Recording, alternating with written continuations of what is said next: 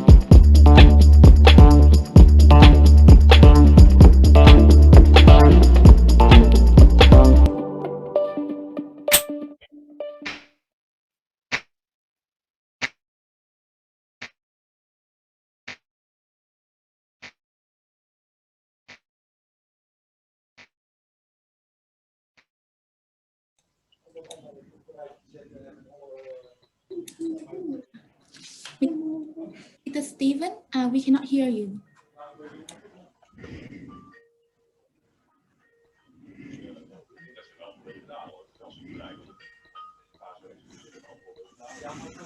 Hello?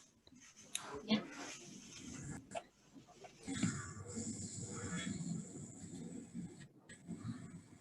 Can you hear me now? Yes, yes.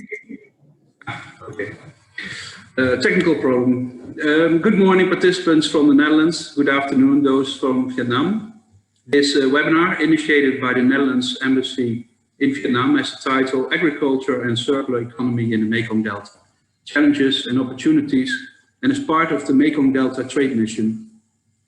Earlier today, there was a webinar with the topic Sustainable Agricultural Value Chain Development in the Mekong Delta. And tomorrow's topic will be Water and Agri-Food, an integrated approach for the Mekong Delta. The goals for this webinar are highlighting the role of circular economy and waste management in the Agro water nexus, and match the local needs to the Dutch technology and expertise. My name is Steven Starmans. I am director of Kim Delta, a company in Kanteulen. We train farmers and cooperatives in sustainable farming and aquaculture, and are involved in sustainable fishery. One of our social responsibility projects is introduction of the circular economy in the Mekong Delta as a means to adapt to climate change and human behavior. I will be your moderator in this webinar. As we all know, the Mekong Delta is facing immense challenges from climate change, upstream dams, land subsidence from groundwater extraction, plastic waste, waste from industry and from agriculture like fertilizer and biocides. And the circular economy is one of the means to adapt to these challenges. For today, we invited speakers from the Netherlands and Vietnam to share their views on the challenges and opportunities in the Mekong Delta, local needs, and what the Dutch business and knowledge sector has to offer in this respect. We will do that in 4 blocks, and it will take about 1 hour and 15 minutes. The first block will be a general session with the opening speech of the Consul General and introduction of the circular economy. The second block will be local development, the challenges, needs and opportunities. Third, the role of the knowledge institutes in the triple helix. And the fourth and last block, what the Dutch business needs to know before investing. And we will have a Q&A session in that block. In between, there will be some poll questions for us to get your views. You are the experts and actors in the Mekong Delta, and we ask you some multiple choice questions that you can click online. There is no right or wrong, it's just your view. And if you have any questions for one of the speakers during the webinar, please enter them in the Q&A box and mention the person you would like to answer. We have a full program, so let us continue with some welcoming words of the Consul General, Mr. Karel Richter. Allow me to introduce him. The slide of Mr. Karel Richter. Since 2017, Karel Richter has been the Consul General of the Netherlands in Ho Chi Minh City. Before that, he has held several positions, among which Head of International Partnerships and top industries of the Directorate General for Foreign Economic Relations of the Dutch Ministry of Foreign Affairs. Mr. Karel Richter has a PhD in Politics and Conflict Studies from the University of York, United Kingdom. The floor is yours, Mr. Karel. What we do is that we invest in innovation.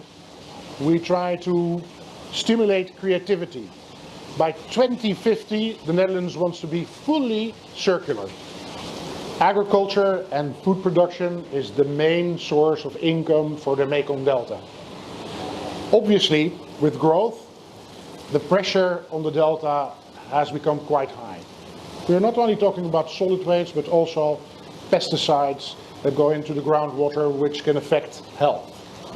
The Netherlands wants to work with Vietnam, share experience how to deal with these kind of challenges. In the end, it's about sustainability and health of people. In 2019, last year, the Netherlands and Vietnam signed a joint statement on circular economy. This is the basis for exchanging knowledge and doing business and finding solutions to challenges, everything to do with sustainability. To all the participants in this Mekong Delta mission, I really hope that you will contribute and seize opportunities here in Vietnam.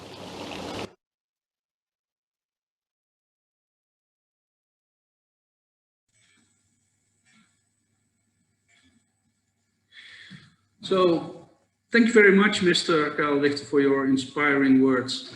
I heard Mr. Karel Richter say that the Netherlands invests in innovation, and the key word for activities in the Mekong Delta is sustainability. Furthermore, the 2019 joint statement of Vietnam and the Netherlands on circular economy is the basis for sharing knowledge and doing business. We will now have 2 poll questions. Please click on the answer you like best. You will have roughly a minute or so to do it.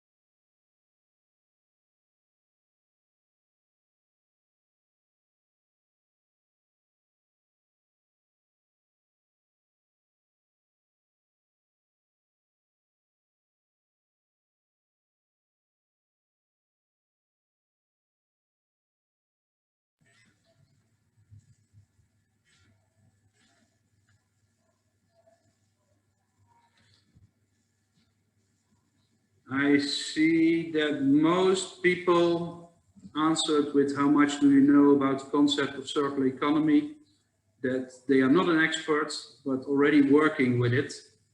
But also quite a lot are not familiar with it at all. And the second question, which statements that is not correct according to most of you, is that circular agriculture is about optimal use of water, chemicals and nutrients, and reuse the waste of the food system elsewhere. So that was the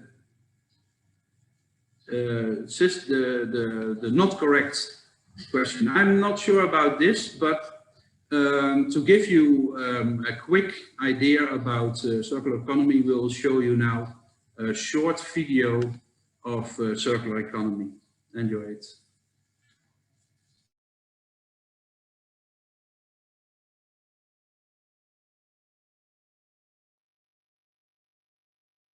A planet that needs to provide 50% more energy, 50% more food, 30% more water over the next couple of decades, it simply is not going to happen unless we change the way that we consume.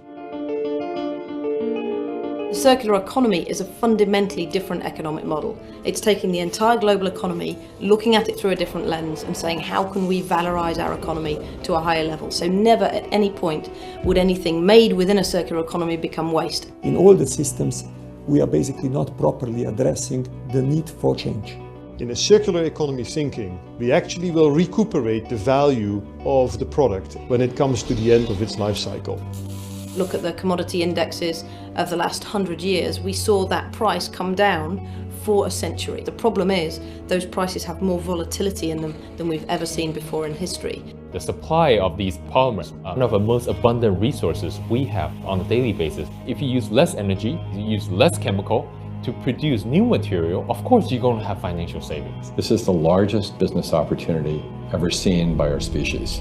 With recurring revenues that come out of a base of customers that will take my product as a service, I can build a very profitable and recurring revenue stream. It has developed over time exactly into a virtual ownership of the material throughout the whole product life cycle. What the customer needs to see is personal benefit to them. They've got to walk into a shop, into a store online and see that they buy a product and service that they want. It's sexy, it's aspirational, it's the right price point. And by the way, it's also circular. With technology, materials, science, the Internet of Things, we can use our innovation and creativity to really build an economy that is more circular.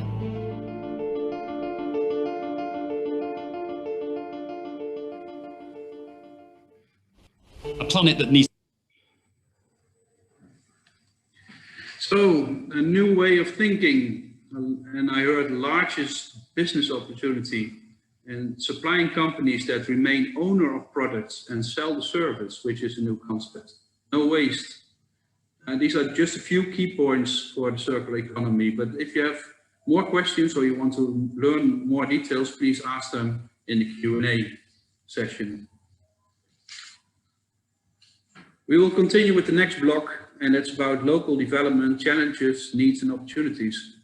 And we will hear two Vietnamese actors in the Mekong Delta and a panel of Dutch experts. Madame Han will be our first speaker in this block. What can I say about Madame Han? Madame Han is a journalist. She is the chairwoman of the Business Association of High Quality Products in Ho Chi Minh City, BSA. The activities of BSA are all over Vietnam, but a large focus is on the Mekong Delta and its farmers or cooperatives. Madame Han sits with farmers and with chairmen of provincial people committees alike. Everybody knows her. She will talk about the Mekong Delta's important role in the Vietnamese economy and the potential in the agro-food production. We are very happy to have her here today, so let us listen to Madame Han. Tôi là nhà báo, tôi làm ở báo Sài Gòn Tiếp Thị, thì chúng tôi thành lập ra cái chương trình xúc tiến hỗ trợ cho doanh nghiệp và sản phẩm Việt Nam, tên của nó là chương trình hàng Việt Nam chất lượng cao, và cũng từ đó Hội Doanh nghiệp hàng Việt Nam chất lượng cao được thành lập. Từ đó cho tới nay thì đây là một cái tổ chức tư nhân, hoàn toàn không có nhận ngân sách của nhà nước. Đồng bằng sông Cửu Long trước ngày 30 tháng 4 1975 là một cái vùng đất đã hoạt động sản xuất kinh doanh theo kinh tế thị trường. Những cái tiền lệ của cái hoạt động này nó cũng còn có ảnh hưởng tốt tới người dân. Tuy nhiên hiện nay nằm trong cái chủ trương và cái nền kinh tế nông nghiệp của cả nước thì đồng bằng sông Cửu Long vẫn rất là cần thiết phải nâng cao cái giá trị của sản phẩm của mình, kể cả là trên thị trường nội địa và xuất khẩu, đảm bảo chất lượng và tiêu chuẩn của sản phẩm, nâng cao giá trị qua cái đẩy mạnh cái công nghiệp về bảo quản và chế biến, cơ giới hóa cũng như là ứng dụng cái công nghệ mới. Ngoài ra tình hình hiện nay của đồng bằng sông Cửu Long rất là đáng lo ngại là biến đổi khí hậu, nó dẫn tới cái nước biển dâng, nước ngầm thì bị sụt xuống, gây sạt lở tràn lan ở đồng bằng và làm cho năng suất của lúa gạo và tất cả các cái loại nông sản khác nó đều đang bị giảm sút. Và đây là những cái mũi tên đi ngược chiều rất là đáng lo ngại đối với lại cái chất lượng cũng như là hiệu quả kinh tế của đồng bằng sông Cửu Long. Trong cái bối cảnh kinh tế như vậy thì chúng tôi thấy liên kết giữa các doanh nghiệp của đồng bằng sông Cửu Long với lại doanh nghiệp cả nước là một cái yêu cầu rất là quan trọng. Vì vậy 5 năm qua thì diễn đàn của doanh nghiệp của 4 tỉnh mạnh của đồng bằng sông Cửu Long là ABCD, Mekong, An Giang, Bến Tre, Cần Thơ, Đồng Tháp và doanh nghiệp của Hội hàng Việt Nam chất lượng cao cũng như là doanh nghiệp vừa và nhỏ trên cả nước đã tổ chức thường xuyên cái diễn đàn này nhằm tìm ra những giải pháp để nâng cao cái giá trị của nông sản cũng như là thúc đẩy cái quá trình thâm nhập vào chuỗi giá trị toàn cầu của sản phẩm và dịch vụ của đồng bằng sông Cửu Long.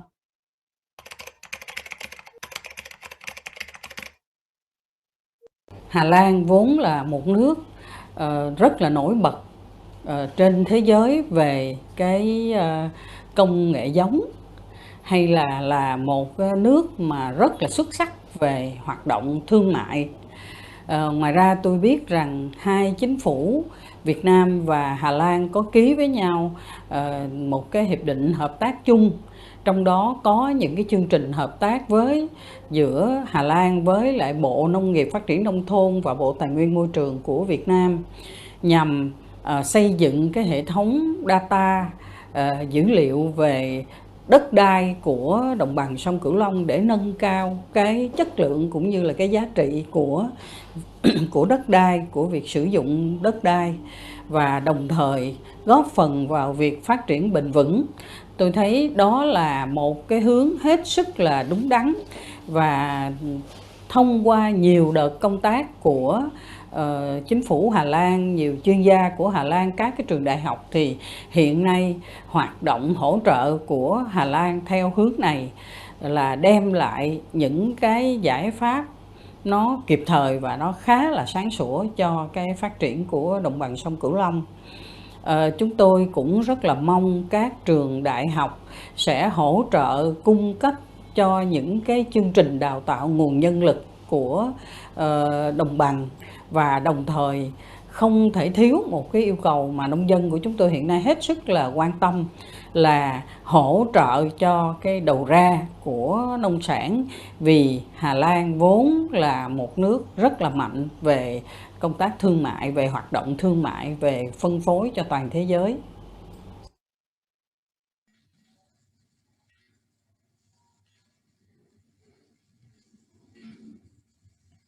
Thank you so much, Madam Han, for sharing your views with us. And if you allow me to summarize some of your words, I heard you say that you want to enhance the value of the Mekong Delta products in domestic and international markets. And the topics are shelf life, processing and technology. You also want to ensure quality and standards of the products. And climate change is pushing in the wrong direction for this. The Netherlands is good in breeding technology and trade. And you hope that the Dutch universities continue to help with capacity building, and that there will be support for farmers to have market access. Madam Han can answer questions for you in the Q&A. We'll go to the next speaker, and that will be Mr. Fong. Mr. Fong is the owner of Kante Farm. And Kante Farm produces clean vegetables and fruit, and for a large part this is done using hydroponics. He's starting with aquaponics as well at this moment. And he's a real front runner. There's hardly a week when he's not on television being interviewed about the way he works. We are therefore very glad that he has found time to speak to us. Mr. Fong, to you. Tôi tên là Nguyễn Văn Phong, hiện tại đang kinh doanh và trồng trọt các sản phẩm về nông nghiệp. Tên của cơ sở là Nông trại sạch Cần Thơ.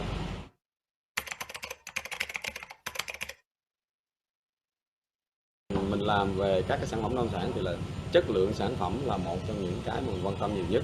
Vì vậy để làm ra được sản phẩm có chất lượng thì mình phải nghiên cứu và thực nghiệm rất nhiều lần để tạo ra quy trình sản xuất. Và khi quy trình sản xuất chuẩn thì cái sản phẩm mình làm ra mới được kiểm soát một cách tốt nhất. Hiện tại thì với mình thì cái công nghệ cũng vẫn còn có một số cái hạn chế chưa có được hiện có nghĩa là tiếp cận với những cái mới. Thì mình đang vận dụng theo kiểu là ứng dụng tiến bộ vào trong nông nghiệp để làm sao tăng cái năng suất, cái chất lượng. Còn vận dụng các công nghệ hiện đại thì hiện tại của mình vẫn chưa có các công nghệ hiện đại. Nói về nông nghiệp ở đồng bằng nói chung mà nói về cái cơ sở của mình là nói riêng thì cũng đều có những cái khó khăn. Ví dụ như vào cái mùa khô thì nó lại có dấu hiệu là bị nhiễm mặn, cho nên đó là các cái vùng đất mà ở quy mô lớn sản xuất khó. Còn mùa nước thì lượng nước rất là nhiều thì sản xuất cũng lại gặp cái trở ngại.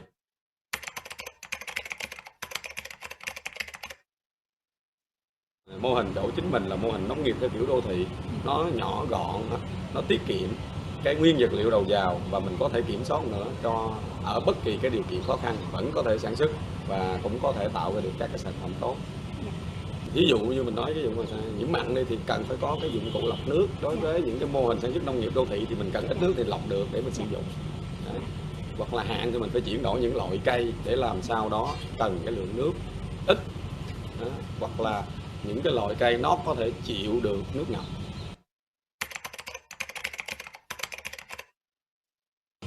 Thì mình cũng đang có áp dụng một phần, cũng đang tiếp tục tìm hiểu những cái mới để làm sao đó nó luôn luôn thay đổi mà nó lại thích nghi hơn nữa.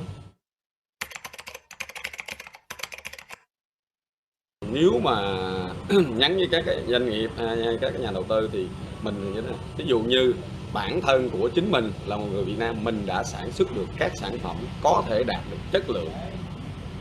Như vậy thì cần thứ nhất là ví dụ như kết nối kênh thông tin để mình hiểu nhau hơn. Thứ hai là vẫn có thể mình sản xuất để mình có thể xuất khẩu được. Thì như vậy thì cần phải kết nối thông tin để có thể xuất khẩu, hoặc có thể có một nhà đầu tư để hợp tác, có thể mình sẽ làm để cung ra cái sản phẩm nhiều hơn. Bởi vì sao? Cái điều kiện khí hậu ở mình đây rất là phù hợp để sản xuất cho nông nghiệp.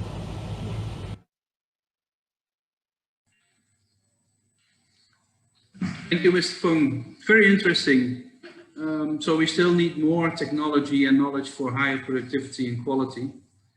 But the salinity in the dry season and flooding in the rainy season are the biggest challenges. And I know that for a fact for your farm. And when you use hydroponics, the saline water is filtered, and that's an adaptation. I also heard you say that there's need for market access and foreign investors.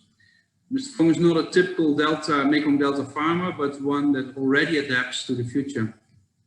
We will now switch to the Netherlands, where my co-moderator Matthias Brienen will further introduce the next speakers.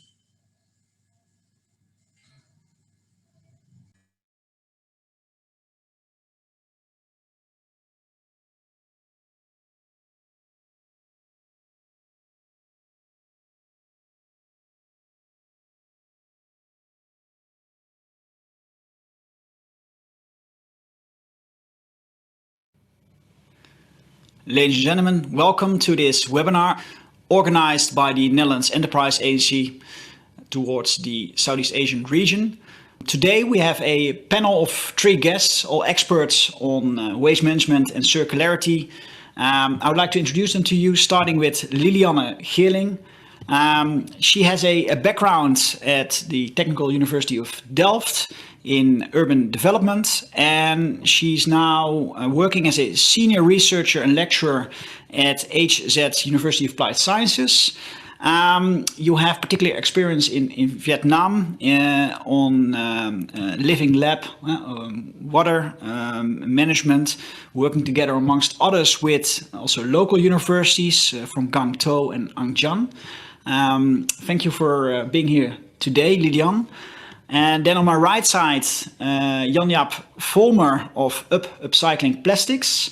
Jan-Jaap is active in Asia in circularity, plastic waste management and recycling, having experience amongst others in Vietnam, Cambodia, Indonesia.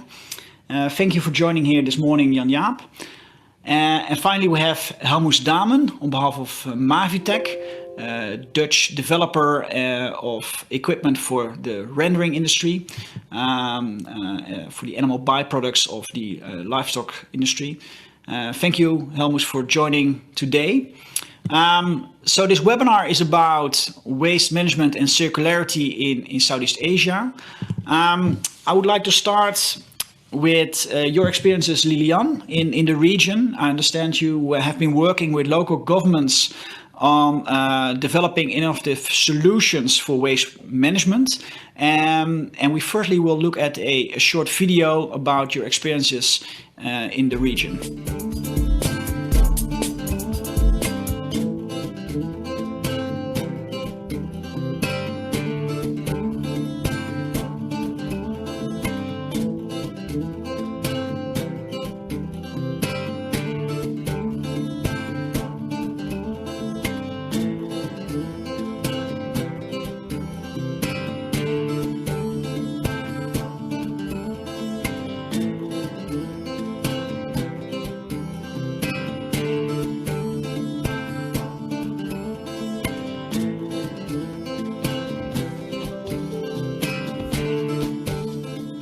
Okay, Lilian, so very interesting movie about your experiences in Vietnam.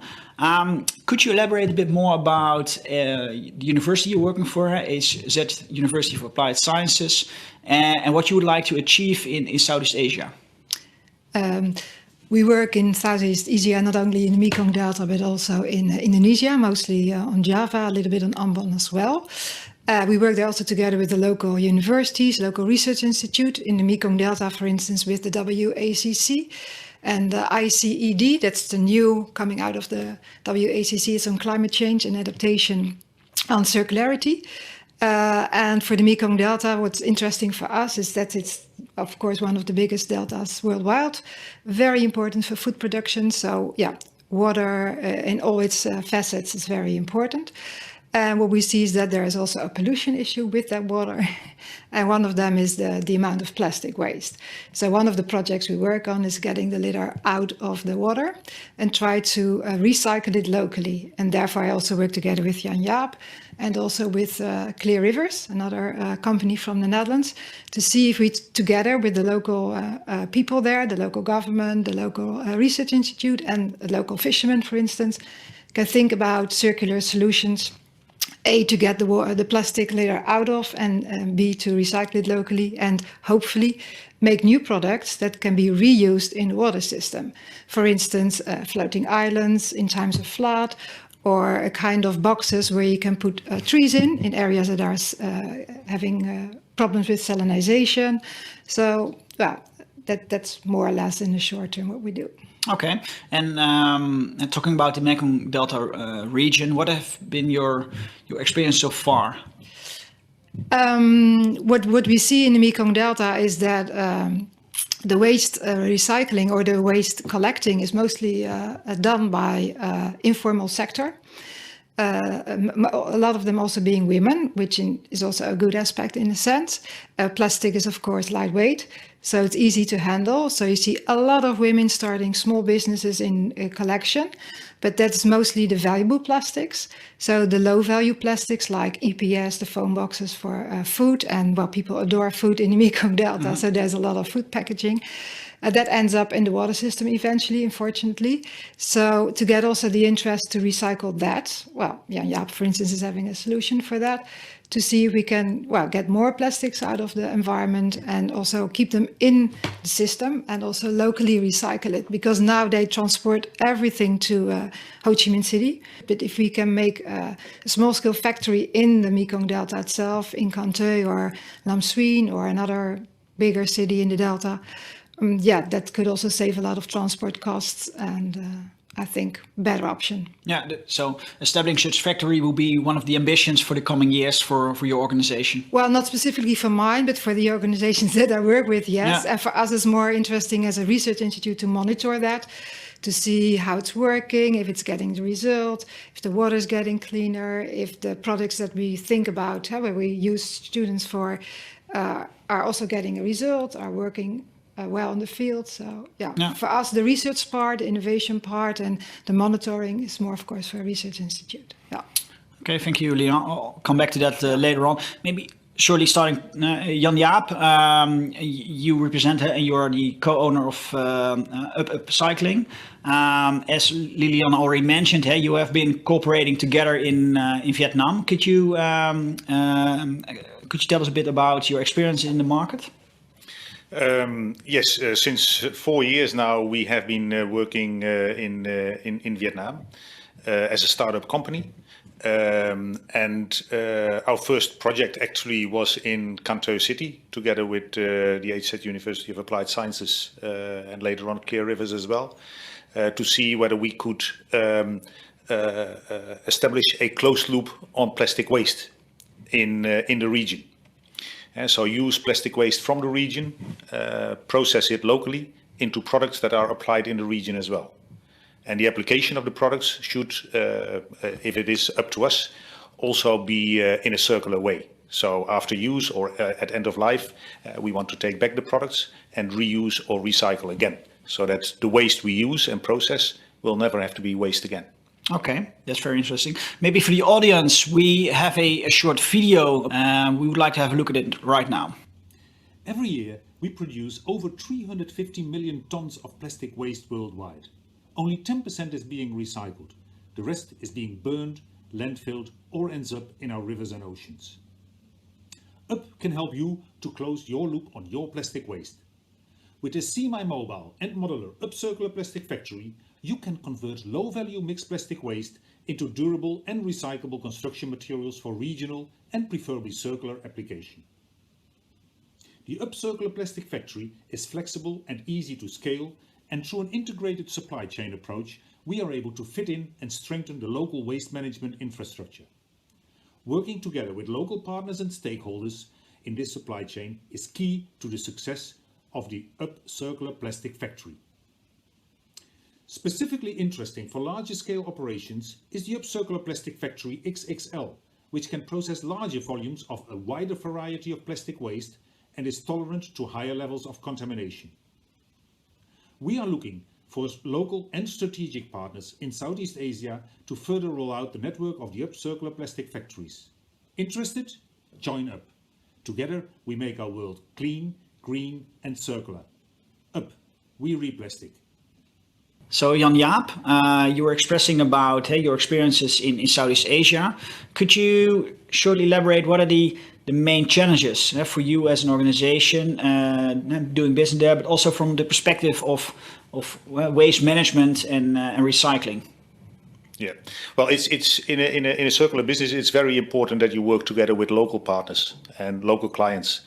And for us, the biggest challenge actually is to find the right local partners with the right mindset, who really want to do something about the plastic waste issue in a commercial way and something that really makes impact. So finding the right partners, which often are not commercial partners only, but often it's a combination of, or it's public-private partnerships.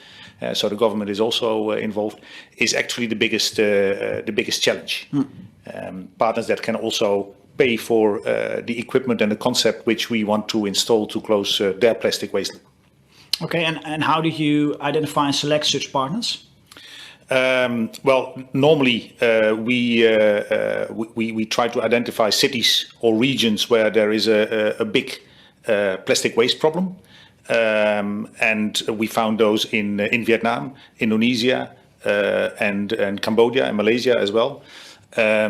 And we see now that we got a little bit more exposure with the activities which we want to do, that people come to us because it is such a big issue that at this moment organizations in Vietnam and also Indonesia come actually to us to ask us what we can do to help them.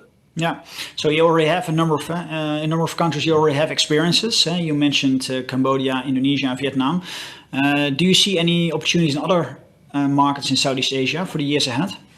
Yeah, the opportunities are actually huge because the circular economy is also a subject where people in those countries start talking about. It's at the moment a lot of talk, but they will move also to solutions for smart cities, which in our opinion are also zero plastic waste cities. So we offer the solution for what I said, cities or regions or islands to become zero plastic waste. And that is really needed because we live in an era with a plastic waste crisis, and we need to do something about it. Helmus, you are the sales director of Mavitech. As mentioned, developer and manufacturer of equipment for the rendering industry. Could you explain a bit more, rendering industry, what is it and what do your products and services offer? Yeah, but what we see also, the growth numbers in the Asian markets are growing fast. That also will give a spin-off to get more meat on the table, different meats, etc. We see that growing. A lot of farms are being erected. So what we have from our side there is, after your slaughtering and after your meat, you have a waste, a byproduct, which could be feathers or blood, which you cannot eat as human consumptions. And this is where we make a protein meal out of these materials. Okay. Maybe for the audience, can you explain a bit more about the technical details, just in brief? How does the process from, let's say, feathers from poultry can be converted into byproducts? Yeah, the process what we run is on a hydrolyzation process. It needs a certain high temperature and pressure in order to break down the molecule structure of the feathers. And then you release your proteins. The same goes with blood, and but also for soft offals, feeds, heads, everything is suitable for making a poultry meal, which is quite valuable, and also in need for animal proteins, for feed mill applications, or for pet food industry, or more applications. Yeah, so the products which can be produced with your equipment will find their way in, for example, the animal feed or the pet food industry. Yeah. And I mean, can you give a bit of, can you elaborate on in which markets you see the most potential? Well, the markets for the meals what we make, that is a global market for that. It will go all the way from the US to Asia, or from Asia to the US. So there is a big trading every day, hundreds of millions of tons of meals going over the world. And it is just a matter of demand and available product. Yeah. So. Okay. Your experience, you were doing business in Southeast Asia. Do you perceive any differences, any main difference between countries in types of technological developments or experience of working with rendering equipment? Now, what we see scale-wise, the projects in Asia are a little bit smaller compared to other regions in the world, but the principles are actually the same.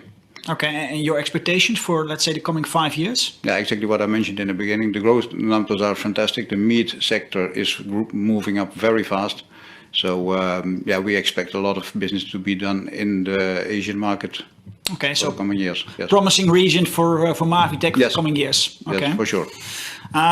Jan-Jaap, you have been working in this region in a number of countries already. What will be your main recommendations for other Dutch companies or knowledge institutes, NGOs, which would like to grow in Southeast Asia, maybe entering initially in this region?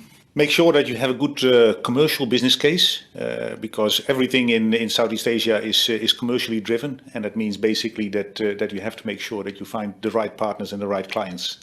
So you have to have your demand in place. It's very difficult to push it. That's something we've been doing in Vietnam for 4 years.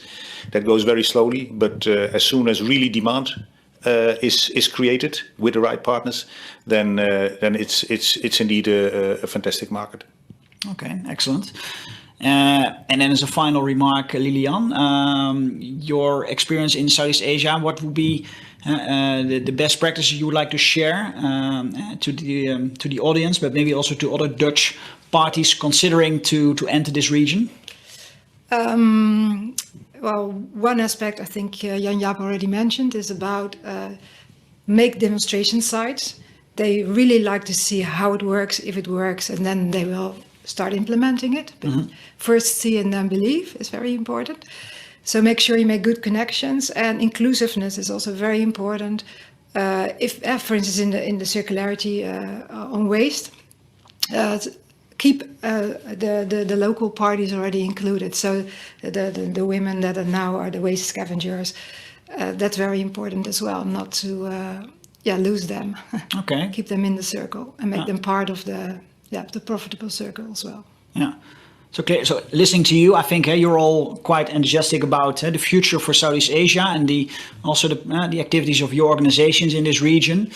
A few key takeaways, I would say: partnerships, identifying and selecting the right partners from the start.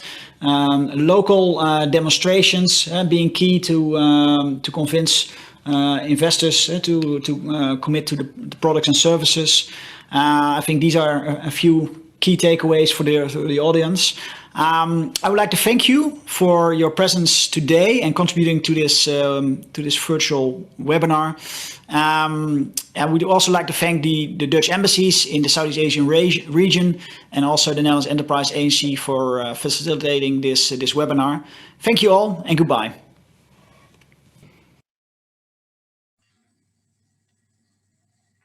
Thank you, Matthias, for this panel discussion. We continue with 2 more poll questions to have your opinions and views.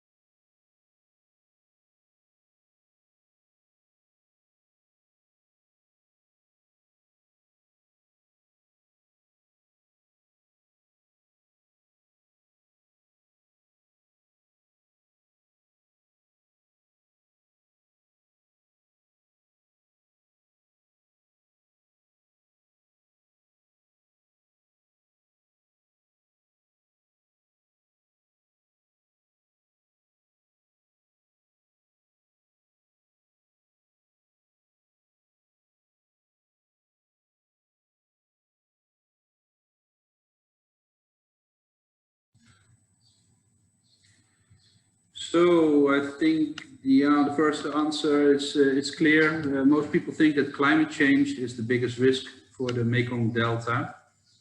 Second, it's a bit more divided what agri-system or what system will be dominant in the Mekong Delta in 2040. Most think that it's only aquaculture and salt or drought-tolerant crops. Now we have come to Block 3, about the role of the knowledge institutes in the triple helix. We already heard in the panel Ms. Lilian Geerling from Hogeschool Zeeland, University of Applied Sciences. And from Vietnamese side, we will now continue with Mr. Quan, the director of the Institute of Circular Economy Development, part of Vietnam National University, Ho Chi Minh City. Mr. Quan knows the Netherlands very well because he did his master in NCD at ITC and his postdoc at UNESCO IHE. He's very much sought after. The fact that he is in 2 out of 5 projects chosen by the embassy to be celebrated this Friday shows how much involved he is in the Mekong Delta and is working, cooperating with Dutch partners. Over to you, my friends.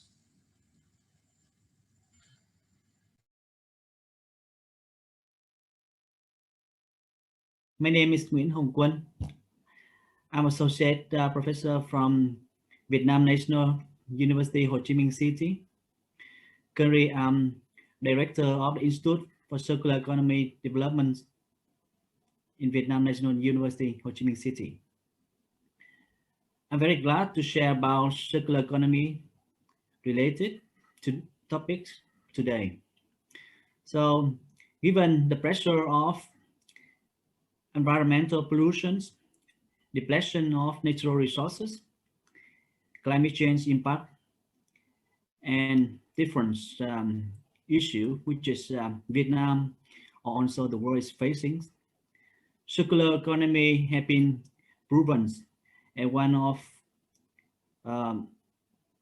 suitable or promising approach to deal with these problems. And this is now also in political agendas of Vietnamese governments from central levels to local provinces, cities. Thought it is very promising, but there are quite a number of challenges, especially in putting circular economies into practice.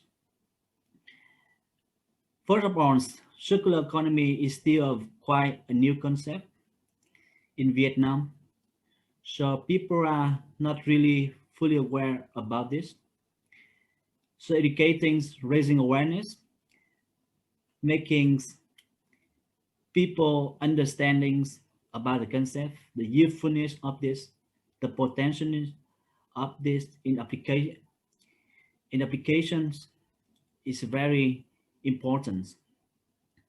Secondly, the challenge is to develop different cases to solve the governments, to solve people, to solve the business industry. The concept can be implemented successfully in practice. Even in the world, to have a full successful applications is also very challenging because it requires a lot of knowledge crossing different disciplines from technologies to social science, institutional governance related, and also across different sectors. It's not only the words from the governments, but it's also from the word from the whole societies, governments together with the industry, with farmers, with different stakeholder, international developments. So how to build this to work, to get people to work together in applying circular economy is one of the most challenges, together with the raising awareness, as I mentioned. In terms of applying the circular economy, especially in agriculture, so agriculture circularities is very potential, especially for Vietnam in general, or especially in the Mekong Delta in particular. Mekong Delta have been playing very important roles in exporting productions of different agricultural products, especially rice, fish, shrimps, to the world. But the Mekong Delta is also one of the top delta in the world in terms of vulnerabilities. Water's depletions, both quantities or qualities, water pollutions, saline intrusions, reduction of water from upstream because of the developments, and also the degradations of waters, land subsidence at the delta. So circular economy can have in solving this problem. And this also in the agenda of the central governments. Recently, the governments have been working intensively on developing strategy and also integrated master plan for the Mekong Delta. And our university, Vietnam National University, is currently leading the national research program for Mekong Delta. We have been working in different topics to support the development of the Mekong Delta, most likely based on technologies, science-based. And our focus also applying circular economy in the Mekong Delta. And in this, we're trying to provide knowledge from different disciplines in implementing circular economy in the Mekong Delta. We work with different experts in our university, in Vietnam, and in the world, especially from the Netherlands. I have been working with our colleagues from the Netherlands its past 15 years. And I have acknowledged a lot of experience, expertise from the Netherlands. For a top university in the Netherlands like Wageningen University, Utrecht, TU Delft, but also others, Applied Science University, different research institutes like Denterest, Royal Haskoning, DSV, and some others, academics, metabolics, that experts in circular economy, and we are currently working on that. The Dutch expert is not only helping us in technology, agriculture, environment, engineer, but also social science related. Institutional analysis, governance analysis, law, institutional development support, are also their great experience. So this can help us in putting circular economy in practice.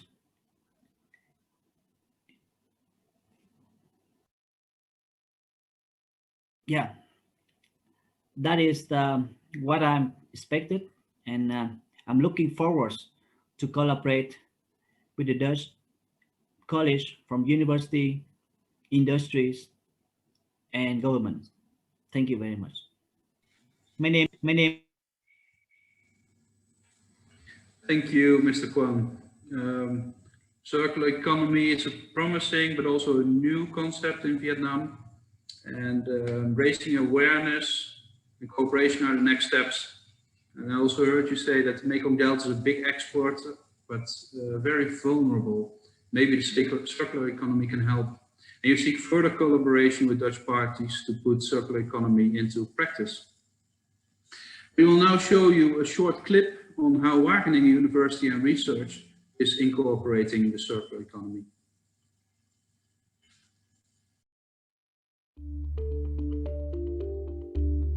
Each year, the food industry wastes $2 billion worth of food. But why waste it when we can use it? Wageningen Food and Bio-Based Research believes in an economy in which all agri-food residues are used to create value-added products. We provide the expertise and technology to extract maximum value from your side streams by creating new food products. The parts of the side stream that are not fit for consumption are mostly used as sustainable raw materials for bio-based products.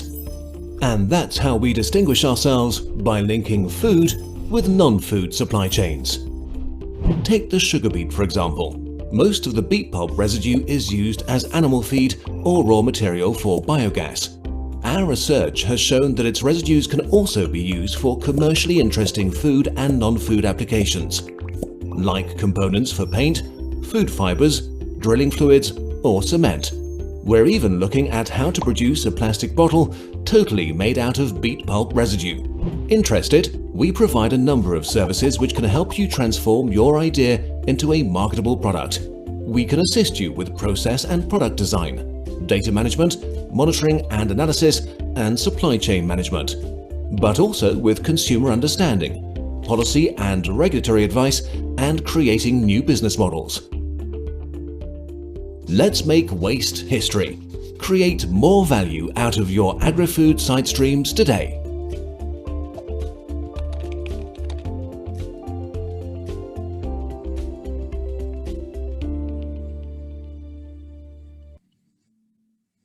Food and bio-based products. Wageningen is linking food with non-food supply chains. Please continue to do so, but also in the Delta. We will have our last poll questions, so please feel free to click on what you think is best.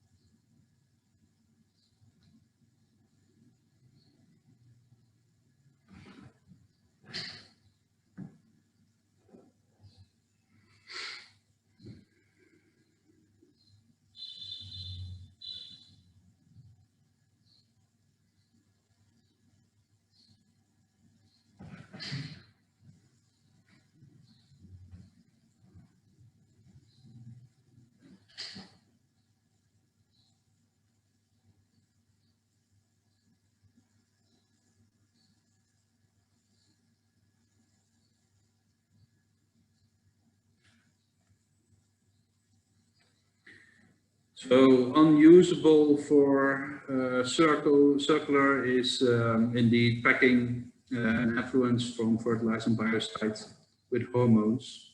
And the last question, are you willing to invest? Not sure, it depends, understandable. So we've come to the last block, the last 20 minutes of this webinar. We will have the Q&A, the closing statement from the Agricultural Councillor, but now first to Mr. Iman Rutjes. Mr. Rutjes, first Secretary of Economic Affairs at the Dutch Embassy. He's the Economic and Commercial Councillor.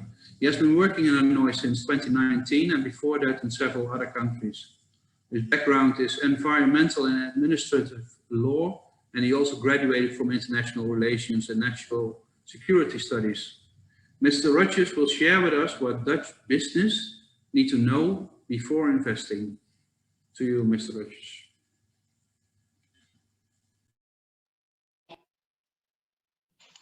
Dear ladies and gentlemen, distinguished participants, good afternoon, or to some of us, good morning. First, let me tell you that I feel delighted and honored to participate in today's event. I hope you are all in good health and spirit. Business, nowadays, is at the forefront of the Dutch-Vietnamese relations. In 2019, cumulative Dutch direct investment in Vietnam mounted up to more than $10 billion. This ranks the Netherlands as the #1 EU investor in Vietnam. Total trade between the Netherlands and Vietnam in 2019 amounted around $7.5 billion, rendering the Netherlands the #2 EU partner after Germany. Icons of Dutch corporate life, such as Heineken, Damen Shipyards, Shell, Philips, Royal Haskoning, and Friesland Campina are present already in Vietnam. These are of course impressive figures, but they date back to the old normal. Struck by the impact of COVID-19, both our economies are seeking recovery. This in a world with an increasing trend of protectionism and trade war. Yet, the Vietnamese economy is predicted to grow this year. The entering into force of the EU-Vietnam Free Trade Agreement on August 1st is therefore good news. The kind of thing we, the Netherlands and Vietnam, both need to ensure sustainable economic growth and good, stable jobs for our people. The Free Trade Agreement represents a great opportunity for exporters and investors. Vietnam has a vibrant economy of more than 90 million consumers, a growing middle class, and a young dynamic workforce. Trade-wise, Vietnam has climbed to become the EU's second biggest trade partner in ASEAN, after Singapore and ahead of Malaysia, with trade in goods between the EU and Vietnam worth 48 billion euro. What's in it for us? You might ask yourself. The Free Trade Agreement will put Dutch exporters and investors on par with those countries and regions that already concluded a free trade agreement with Vietnam. In addition, there's an interesting development. On November 15th, during the 37th ASEAN Summit, the 10 ASEAN member states, China, Australia, New Zealand, Japan, and South Korea signed the Regional Comprehensive Economic Partnership, covering a market of 2.2 billion people and 30% of the global GDP. By taking advantage of Dutch expertise and technological innovation, Vietnam has the opportunity to further advance and diversify its economy while improving competitiveness and domestic business. This presents a win-win situation for both Vietnam and the Netherlands. The Netherlands, with its logistic expertise and great infrastructure, is receiving most of Vietnam's exports destined for the EU market via the port of Rotterdam. The trade volume between the EU and Vietnam is only expected to grow. Moreover, the Free Trade Agreement will promote sustainable development on both sides and include strong commitments that protect people's basic rights at work, their human rights more broadly, and the environment. And this is exactly what the increasingly critical Dutch consumer demands, also in the agricultural sector. I am fully confident that the Netherlands will grow as a key EU and investment partner to Vietnam. It continuously proves to be an interesting market, also seen in the large trade delegation of Dutch Prime Minister Rutte to Vietnam in April last year. This was not only the largest business delegation to date, also a wide Dutch government representation joined Prime Minister Rutte to strengthen the bilateral relationships on many topics. But what do you need to know before taking the step to invest in Vietnam? The local business environment has plenty of room for improvement. When doing business, red tape procedures and uncertainty regarding property or tax laws need to be considered. Likewise, both investor as well as protection of intellectual property rights remain cumbersome. Technical expertise and productivity remain underwhelming. Vietnam ranks high on corruption perception and low on doing business indexes. Additionally, the government dominates many key markets through state-owned enterprises. Cooperation with local contractors or joint ventures could help overcome market access difficulties. Agriculture remains one of the most promising sectors for doing business in Vietnam. But be prepared, build relationships, understand business etiquette, know your challenges, act responsible, and seek support when needed. Talk to other entrepreneurs and contact the Dutch Business Association in Vietnam, who can share experience in entering the market. In a government-dominated environment such as Vietnam, the embassy in Hanoi and the Consulate General in Ho Chi Minh City can help open doors for you.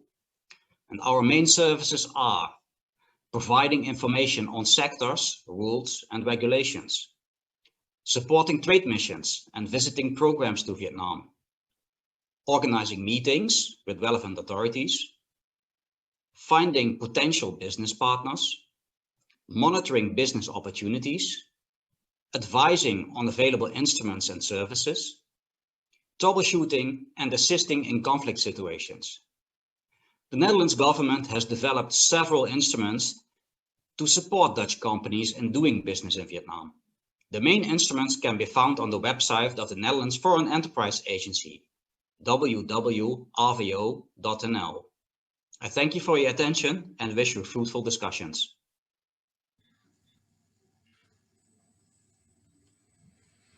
Thank you, Mr. Iwan, for your sound advice that I would like to put it as a free trade agreement offers opportunities for Vietnam export, but also with requirements about sustainability.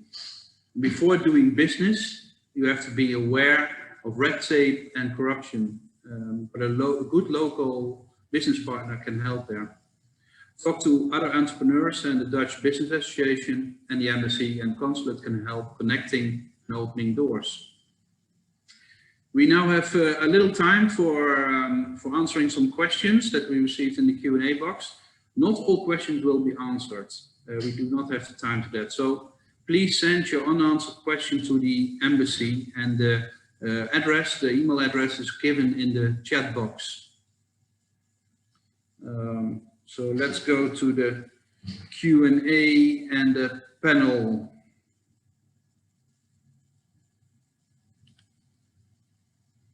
All panel members that want to answer.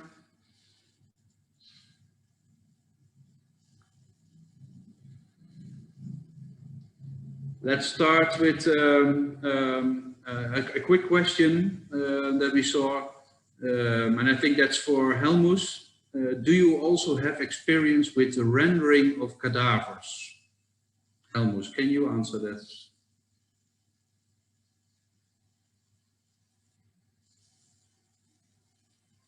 No, Helmus does not seem to be here anymore with us. Okay. Okay, I'm going to another question. Hello, hello. Okay. Can you hear me? Yes, I can hear you. I cannot see you, but I can hear you. That's already something. Okay, yeah, for the dead cadavers, we normally are going to use that for rendering materials. And that can be any animal, whether this is from fish or from pork or from chicken or any animals, beef. It can all be used as cadavers, and you can make fertilizing material out of it and biofuels. So we are completely separated. There will be some content of proteins involved when you do a rendering process, and then you can separate your fat as biofuel, and you can save your solid materials as being protein meal. Thank you very much. Technical answer, but I think that the person who had the question is very happy with your answer. Yeah. The next question, I think that Mr. Kwon can best answer that. Is how can we make a combination between waste, manure from people and cities and animals, farms, to become 100% circular in Vietnam and to guarantee clean water in the future? Can you hear me? Yeah? Yes, I can. Yeah, thank you very much for the question. I think this is very, very good and a very challenging vision. I think it's not only for Vietnam, but also for the world to have a fully 100% circularity from urban and rural or agriculture related is very challenging. But I think there are a number of approaches that we can already see the potential of combining urban waste and also agriculture. It's been already quite successful in some places in the world. For example, the organic materials or waste from urban or households can be utilized in agriculture, from agriculture and also for animal production. So closing the loop between these have quite a lot of potential. But it involves not only the households or the farmers, but also we need a kind of system that link this together. This also, yeah, this is especially even the current infrastructure so circularity is still very limited at the household level to the farms and also to really circularity. And the second topic about water pollution, I think that is also a very big challenges here in Vietnam in general, also Mekong Delta. But when we apply the circularity, I think we can have this kind of multiple objectives. So it's in one side it can reduce water pollution, also regenerative the land, the soil, but also can provide some other benefits. For example, climate emission reduction, but also clean urban agriculture, or I mean organic, a bit organic agriculture, so can also higher prices and other. So water pollution reduction is also one of the very critical points that circular economy can address. Thank you. Yes. Can I answer this question or not? Yes, go ahead. Okay, so besides the rendering plants from Avitec, we also have green energy where we are using the manure from animals, can be any animals, chicken, pigs, cattle, doesn't matter. So what we are doing with that manure, you have two options. Either you go for digesters and you make methane gas and you come up with some methane gas for electricity or other applications. And another way of handling the manure is gasifying that manure. And that means that your manure will be completely pre-dried, and you can use that as fertilizing material. And then the rest you only have some vapors being condensed back, and the water is just driven out of that manure. So there are two options to go for digesters or for gasification, CQ making energy out of it as well. Okay, thank you very much, Helmus. And up next from Hollandor, if you still have more questions, you can always contact panel members afterwards. Now there's one last question that we are going to answer. And the question was, logistics is a challenge in this region, not only for distribution to local and international markets, but also for environmental protection. What is the first priority in this field to be improved? Complicated question. Who can I give it to? Maybe Willem? Yeah, sure. Thank you. I'm happy to give it a shot. It's indeed a complicated question because I think there is not. It's not to be said what is the priority sector. I think what the Mekong Delta needs is an integrated approach, combining circular principles, sustainable agricultural development, water management, and also logistics. You can think about inland waterways, of course, cold chain development. I think it can all contribute to a more resilient Mekong Delta and also a better economic model in the Mekong Delta. Currently, Vietnam is working on an integrated master plan. We are following that very closely because that is for us also the basic for our further collaboration with Vietnam in terms of an agricultural transformation and also on the water side. And tomorrow we will also have a webinar which is focusing more on the agro-water relationship, which is, I think, also very important to combine and look for more from a holistic point of view to the challenges in the Delta. Thanks very much, Willem. Stephen, can I maybe add a little bit to that? Okay, a last addition, yes. A last short addition. What springs to mind with me with respect to logistics and transportation and circular economy is that we have to try to think also regionally and locally and try to close the loops in a local way. So make them shorter, so you avoid also a lot of transport in plastic waste processing, etc. as well. We try to handle local waste in a local location and make products for local markets, and that springs to mind to me, which I would like to add. Very good addition indeed. Short loops, but also short value chains, very important and will help the Mekong Delta very much. Thank you very much, panel speakers. We have to continue, and we will continue now. By the way, please do not hesitate to send your questions to the address given in the chat box. But we will give the floor now to one of the speakers you just heard before, Mr. Willem Schoustra, who will close the webinar. Let me say a couple of words about Mr. Willem. He has been since 2018 the Agricultural Counselor for Vietnam and Thailand, or in Dutch it's called the Landbouwraad.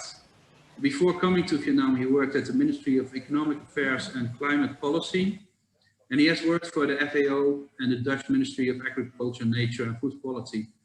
Willem, what do you think of this webinar on agriculture and circular economy in the Mekong Delta? Thank you for this excellent webinar. I have to say, I learned a lot.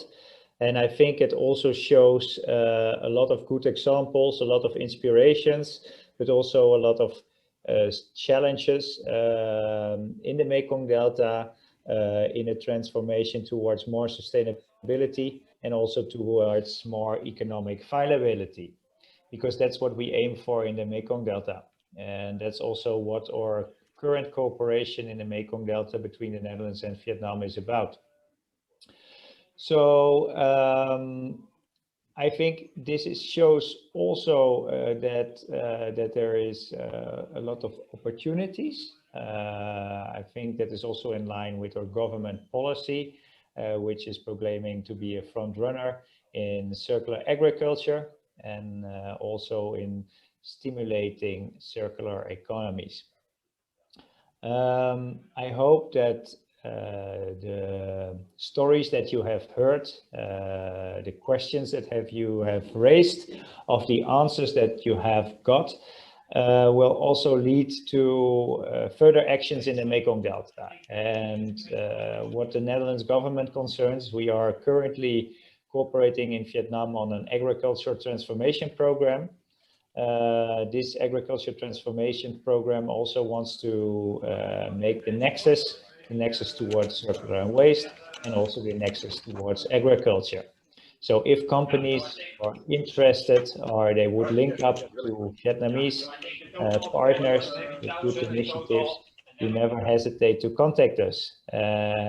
Another example that we want to establish in the next year is a Mekong Delta business platform, which should stimulate public-private partnerships, but also connect good initiatives and good examples from both sides together, and maybe also to find finance. So I think also this platform can catalyze further initiatives in the Mekong Delta. This was the second webinar in a row of 4 webinars, and the launching and celebration ceremony altogether being the Mekong Delta Trade Mission. Tomorrow, the December 3rd, you will have an Agro water webinar, which you can also participate. And on the 4th of December, we have the signing and launching ceremony. So I hope this is not the last event you participate. I hope this will lead to more. And I thank you so much for participation and also for sharing your inspiration. Thank you so much.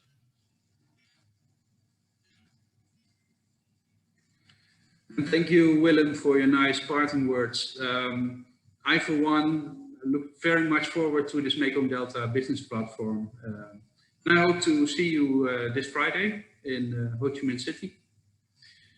So this is it. Thank you very much to all participants, and especially to the speakers and the panel members. I trust you have received some good ideas and maybe even new contacts and opportunities through other participants.